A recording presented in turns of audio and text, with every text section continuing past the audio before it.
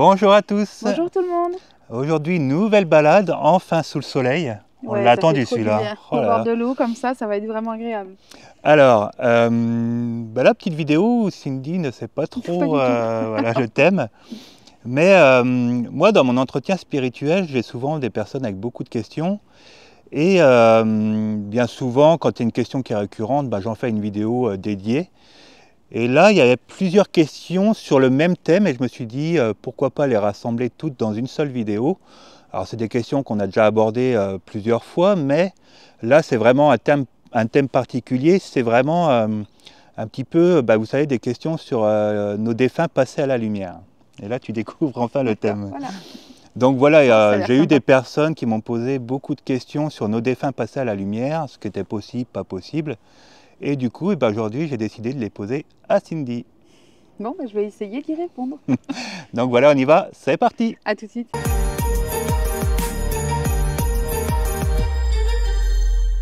Alors, pour la première question, j'avais eu une dame qui m'avait demandé est-ce que ma mère est-elle super énervée que mes sœurs se soient disputées pour ses bijoux? Alors on parle si elles sont passées à la lumière. Uniquement s'ils sont passés à la lumière? De toute façon, toutes les questions, ça sera s'ils sont passés à la lumière. Non, elle ne sera pas super énervée. Ça aurait pu la saouler avant le passage à la lumière, mais après le passage à la lumière, elle va comprendre. En fait, c'est comme si elle avait une vision plus haute et que du coup, elle comprenait elle avait toutes les informations. Elle sait pourquoi vos sœurs, les sœurs par exemple, se disputent parce qu'il y a peut-être de la jalousie, il y en a peut-être une qui a une blessure par rapport à l'autre, qui avait l'impression d'être moins aimée. Donc en fait, elle va avoir une compréhension complète de la dispute, là où même les deux personnes concernées par la dispute, parfois ne vont pas du tout l'avoir. Ouais, en fait, puis elles vont plus avoir ces attachements, tu sais, matériels en fait. non, mais elle peut être attachée à ce que ses filles s'entendent, par exemple, tu vois. Mais là, en fait, elle comprend complètement. Elle a vraiment toutes les informations, ce qui fait que du coup, et puis elle sait que voilà, c'est parfois aussi un choix de vie, c'est parfois un choix d'incarnation, et qu'on est capable aussi parfois de surmonter les disputes. Et puis là, on a pris, là, la dame c'était sur ses bijoux, mais ça peut être d'autres choses en fait. Tu vois, ça peut être Oui, d'autres ça peut objets. être d'autres objets ou tout simplement parfois une dispute. Ouais, c'est un peu ça. La deuxième question c'était, mon frère est-il blessé que quelqu'un ne soit pas, que quelqu'un ne se soit pas présenté à ses funérailles? Non, toujours pas. Bonjour. Bonjour. J'aurais tendance à répondre non, parce que, encore une fois, il y a la compréhension, en fait. J'ai l'impression que je vais un peu répondre la même chose à tout. Non, mais en fait, moi je l'aurais vu comme ça, c'était, tu sais, il aurait pu être blessé, oui et non, au moment des funérailles, puisque là, il n'était pas encore passé à la lumière. Mais une fois à la lumière, bon... Une fois à la lumière, il a compris, ça se trouve, la personne qui ne s'est pas présentée, elle avait une bonne raison, par exemple. Oui. Et lui, à la lumière, il a compris pourquoi... C'est ça. Et puis si c'est juste parce que la personne, elle est, on va dire, égoïste, ou qu'elle n'avait pas envie d'y aller, ou que voilà, en fait, il va comprendre que la personne, elle fait selon aussi ses limites à elle. Vous savez, c'est comme vous, demain, vous croisez un con, il vous emmerde. Alors, on a le droit de lui en vouloir et de poser, voilà, il vous fait un truc pas cool, etc. Mais, malgré tout, on peut pas lui en vouloir d'être un con et du coup d'agir comme un con. Vous voyez, il y a une espèce de truc. Alors là, j'utilise le terme con parce que voilà, mais parfois on en veut, on est en colère après des personnes parce qu'elles nous font du mal, alors que parfois elles sont juste pas capables. Elles n'ont pas encore la capacité de faire autrement que ce qu'elles ont fait. Il y a des personnes égoïstes parce qu'elles sont tellement centrées sur leur personne, sur leurs problèmes à elles, etc., qu'elles ne sont pas capables d'ouvrir les yeux, de se rendre compte qu'il y a tout un autre monde autour. Donc en fait, c'est toutes ces choses-là qui comptent. Après, c'est une possibilité, mais ça n'excuse pas tout non plus. Il y en a des fois, voilà. Et puis ça n'empêche pas de mettre une limite, même si la personne n'est pas capable de faire mieux.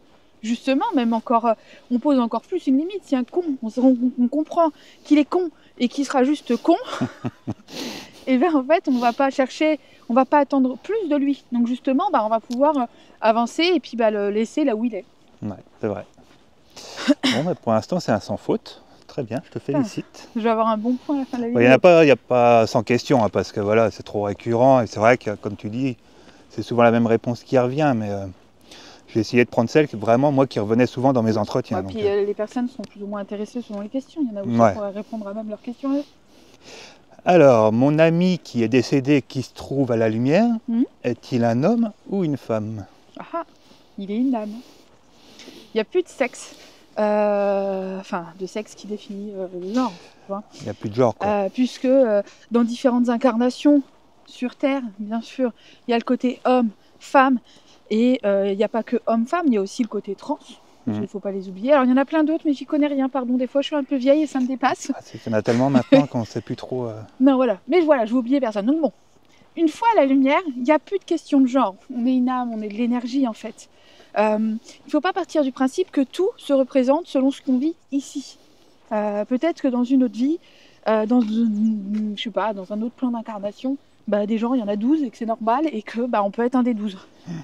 Et voilà. Pour autant, quand on est à la lumière, on a de l'énergie. C'est ça, en fait, on réintègre pleinement notre être essentiel. Et donc, il n'y a pas de homme-femme, on est juste une énergie, en fait. C'est comme si votre âme, c'était un puzzle, et que chaque vie qu'il a fait était une pièce du puzzle, et que le puzzle grandit encore et encore, à chaque fois qu'il y a de nouvelles incarnations. C'est ça.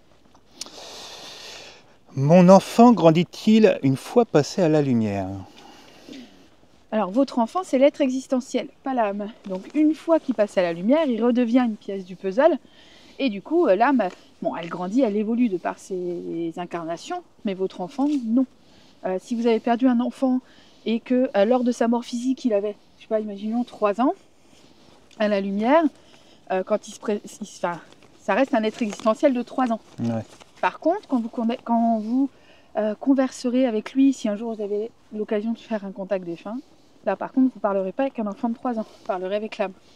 En fait c'est plutôt logique, si on n'a plus de corps physique, forcément le corps physique ne peut plus grandir puisque lui il est mort.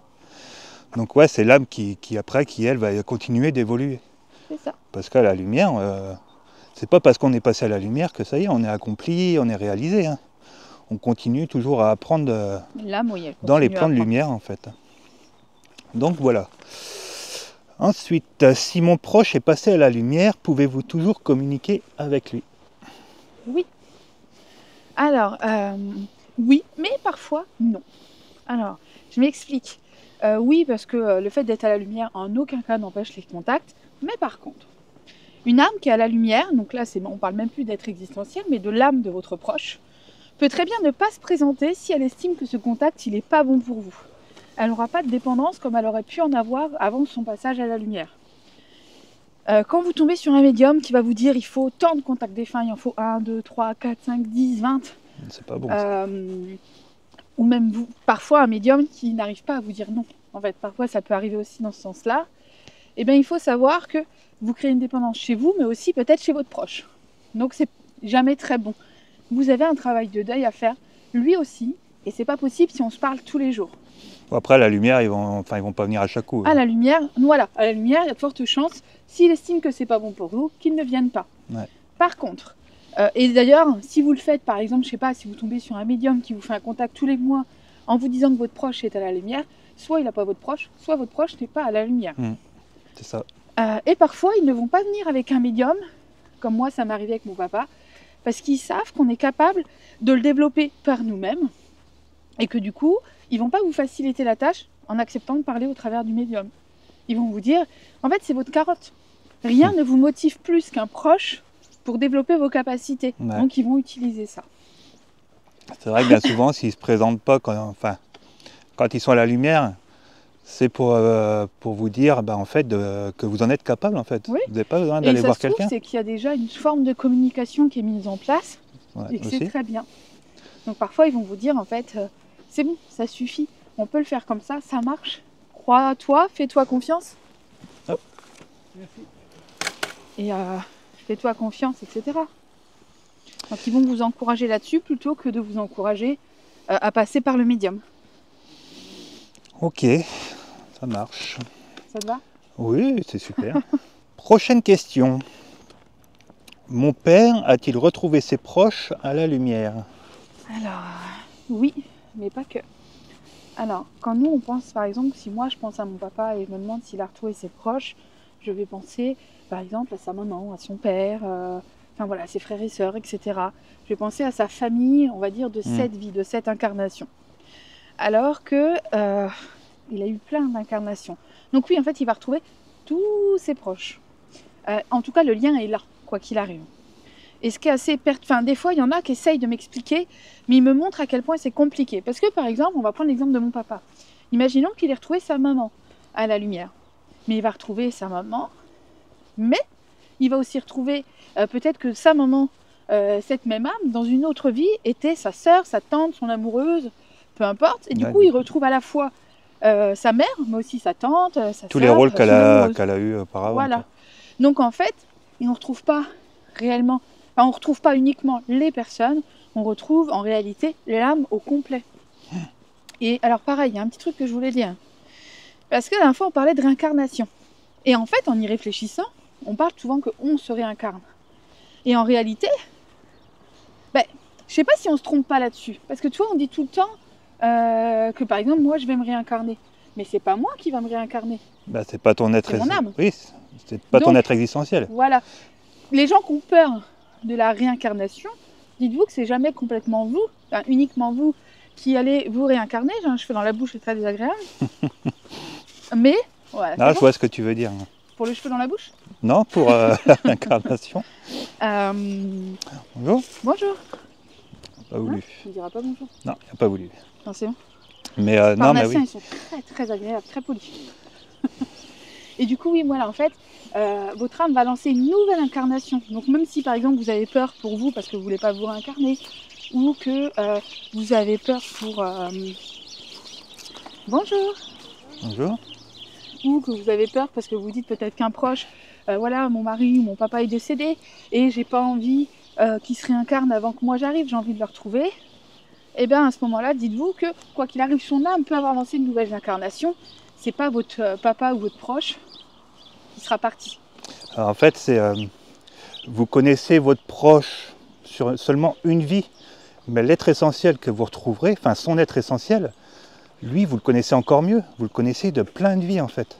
C'est ça. Donc, en fait, c'est encore mieux. C'est vrai que c'est dur à réaliser, mais là, vous perdez seulement la personne que vous avez connue dans cette vie-là. C'est ça.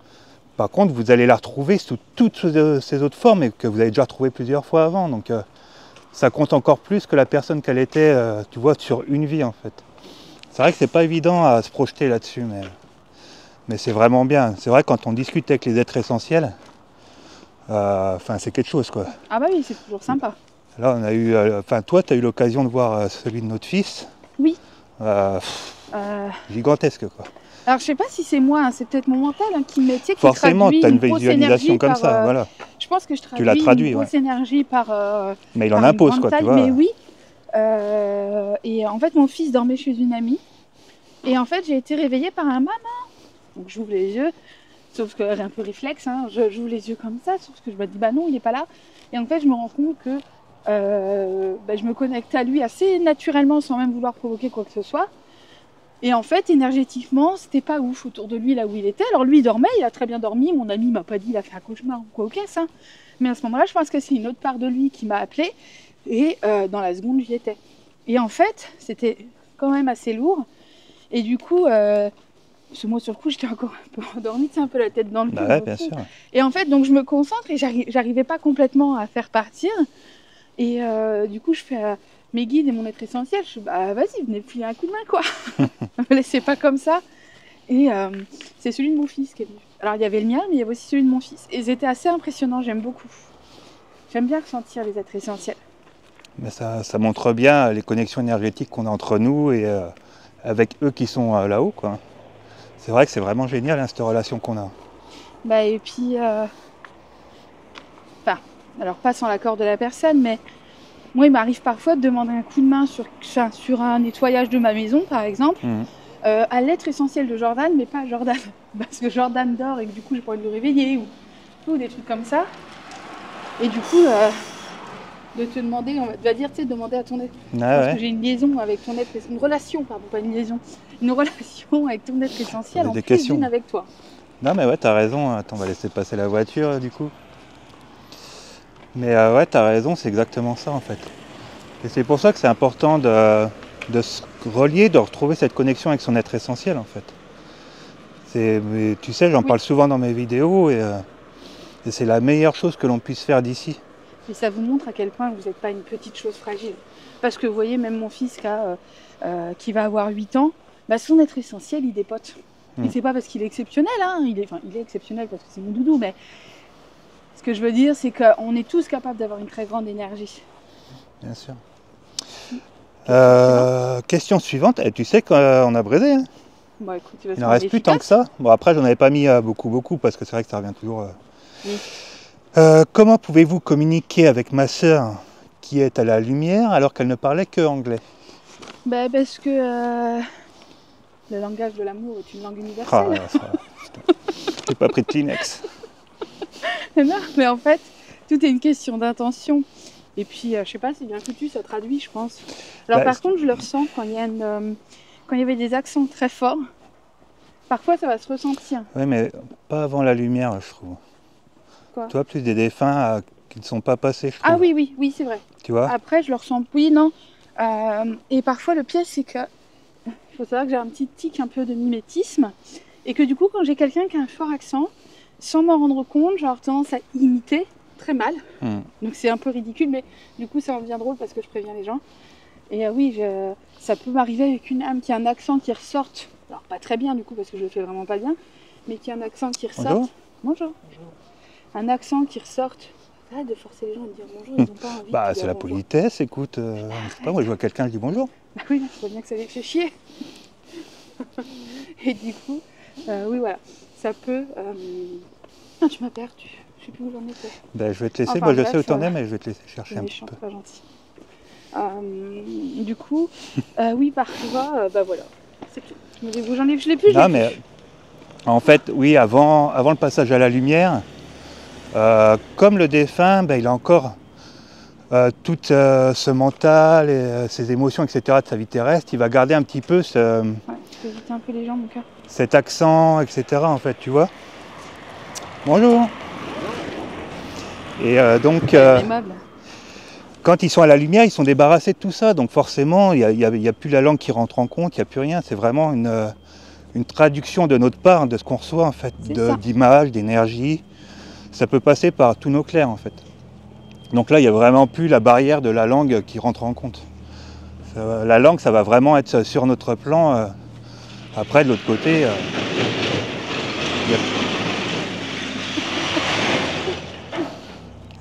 il n'y a plus rien.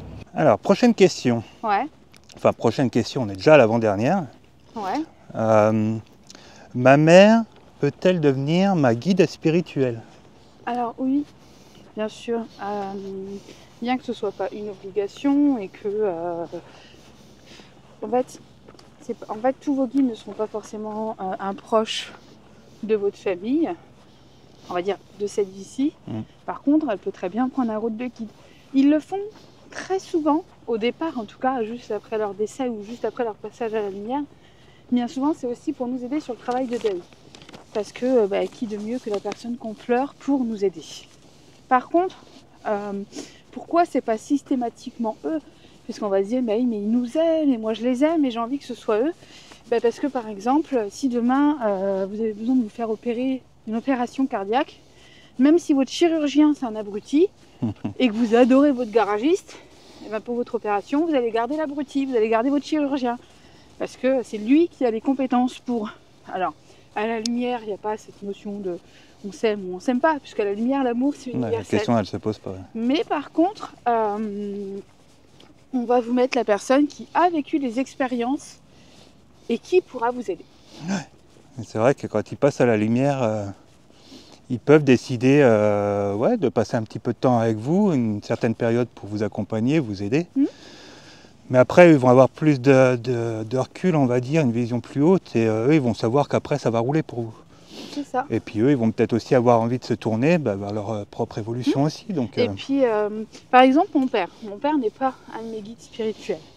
Par contre, quand j'ai besoin de lui, parce que ça reste mon papa, quand j'ai besoin de lui, quand il me manque, ou quand j'ai besoin d'amour, ça ne m'empêche pas de ressentir sa présence et qu'il m'envoie tout l'amour dont j'ai besoin, ou tout le courage, ou la force, ce dont je vais avoir besoin sur l'instant. Donc même si vos proches ne sont pas des guides officiels, le lien existe, et du coup, ils vous aideront et ils vous apporteront l'amour nécessaire. Vous pourrez vous connecter à eux pour ça. Ouais, ils viendront à chaque fois que vous les sollicitez.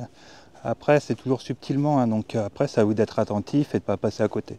Voilà. Mais ça, c'est pareil, je crois qu'on a fait plein de balades là-dessus. Enfin, il y a plein de vidéos. Vous verrez, c'est assez facile, mais vraiment, Ils le font pas tous comme dit Cindy, c'est pas systématique à chaque fois, quoi. Voilà. Ça va être du cas par cas. Et ben dernière question déjà. Écoute.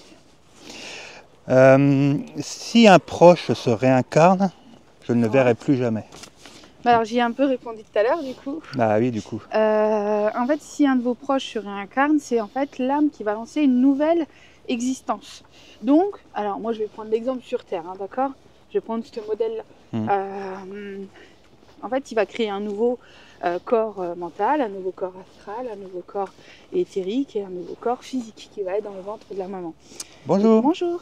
Et du coup, en fait, c'est un nouvel être existentiel qui va venir.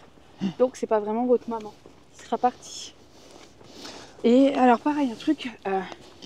Par exemple, votre maman, dans cette vie, il a bien fallu qu'elle s'incarne avant vous pour pouvoir être votre maman. Donc, il se peut qu'une âme une âme proche de vous lance une incarnation avant que vous ayez rejoint, on va dire, vous, votre propre âme, parce qu'il faut bien avancer. Et voilà, rien ne vous empêchera de la rejoindre en tant qu'enfant, ou en tant que petit enfant, ou en tant qu'ami, enfin voilà. Ah, c'est intéressant parce que c'est vrai qu'on voit toujours la chose de quand on les perd ici. Oui. Mais de l'autre côté, quand ils viennent s'incarner avant vous, vous les perdez aussi en quelque sorte. Vous leur dites au revoir. Enfin, c'est pas que vous les perdez, mais vous voyez, ouais, c'est exactement la même chose. Même si vous savez de là-haut que vous allez certainement venir la retrouver en vous incarnant ici, quoi. C'est ça. Bonjour. Bonjour. Donc c'est vrai que c'est intéressant de le voir aussi sous cette forme. En fait, ouais, quand on perd un proche ici, on ne le perd pas vraiment. C'est juste pendant, je ne sais pas, le nombre d'années qu'il nous reste à vivre, en fait, qu'on va être séparés d'eux. Mais de l'autre côté, c'est la même chose. Quand votre mère, votre père, ils se sont incarnés, et bien là-haut, vous saviez aussi que c'était juste pour un instant. Donc en fait, il faut se positionner dans les deux endroits, tu vois, différents. Oui. Mais après, la réincarnation, c'est vraiment, c'est assez complexe, hein, quand même. C'est assez complexe parce qu'il y a les incarnations sur ce plan, mais il y a beaucoup de plans. Et en même temps, une fois, on n'est pas capable de tout comprendre. Notre cerveau humain, on est limité par l'incarnation. Nous, c'est seulement les infos qu'on nous laisse entrevoir, etc. Mais ça. On est loin de tout savoir, hein, donc je pense que ça nous dépasse bien plus que... Il y a une question aussi qui est intéressante, c'est est-ce qu'on a vraiment besoin de tout savoir? Non, bah non. Voilà, c'est pas un truc où... quand je vais avoir une interrogation, je vais poser la question, mais s'ils me disent... Enfin, des fois, ils m'ont fait comprendre que c'est compliqué, ils m'ont donné des réponses, mais en me disant que c'était minimisé, parce que c'était compliqué d'expliquer pour moi. Et en fait, c'est pas grave, c'est ok en fait. Parfois, il faut savoir lâcher prise. Tu sais, c'est comme ici, hein. Tu peux pas tout savoir, tu peux pas apprendre tous les métiers, tu peux pas connaître tout sur tout, c'est impossible. Alors si tu mets ça à l'échelle de l'univers, voilà quoi, hein, je vous laisse deviner, on n'est même pas au quart du quart de ce qu'on peut connaître et ce qu'on a accès, hein, de toute façon. Là-haut, bien souvent, ils nous laissent les infos de quoi on est capable. Oui, ce qu'on est capable de comprendre ou même ce qu'on est capable de comprendre avec notre petit cerveau limité. J'aime bien dire cette phrase-là. Et puis même capable de gérer émotionnellement parce que y a des choses qui sont dures pour nous et qu'on va avoir du mal à gérer et à comprendre. Et que émotionnellement, on va pas les... On va dire, tiens, ça va nous attrister, ça va nous faire du mal. Bonjour. Bonjour. Et c'est pas forcément l'objectif. Gauche ou droite? Gauche. On va finir la vidéo là-haut, ça sera plus joli. C'est ça. Bonjour. Bonjour. C'est vrai qu'on a vraiment de la chance aujourd'hui. On en a profité quand on a vu le temps. Ouais, c'était vraiment génial. On s'est dit on prend la cam, on fait une petite vidéo. Bon, Cindy a répondu assez facilement, donc ça a été vite. Voilà, le but n'était pas de te coincer non plus, mais c'est vrai que... Non, j'aurais bien aimé, toi, un peu plus de challenge, quoi. Prochaine fois. Allez. Je crois que... mettez des questions en commentaire, comme ça me challenge un peu. Oui, mais attention, parce que moi, c'est moi qui les ai aussi en entretien spirituel après, donc...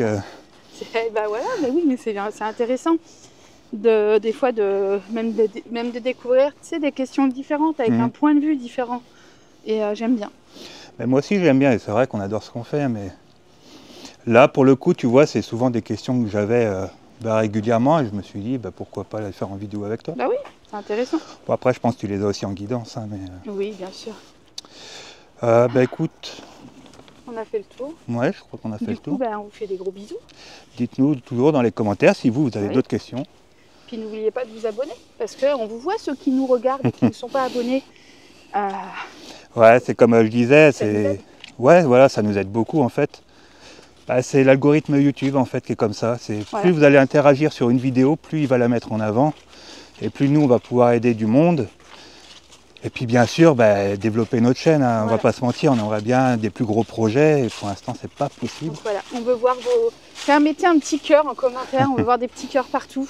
Je suis en mode love aujourd'hui, c'est parce que c'est un peu le... Je sais pas, il fait beau, ça me... Ouais, on sent le printemps arriver. De loin, mais on le sent. Donc voilà, plein de petits cœurs en commentaire, nous ça nous aide. Et puis n'hésitez pas à vous abonner, à mettre un petit like et puis à poser vos questions si jamais vous en avez et qui peuvent être faire l'objet d'une vidéo. C'était longue cette phrase. Oui. Plein de gros bisous, à bientôt. À bientôt.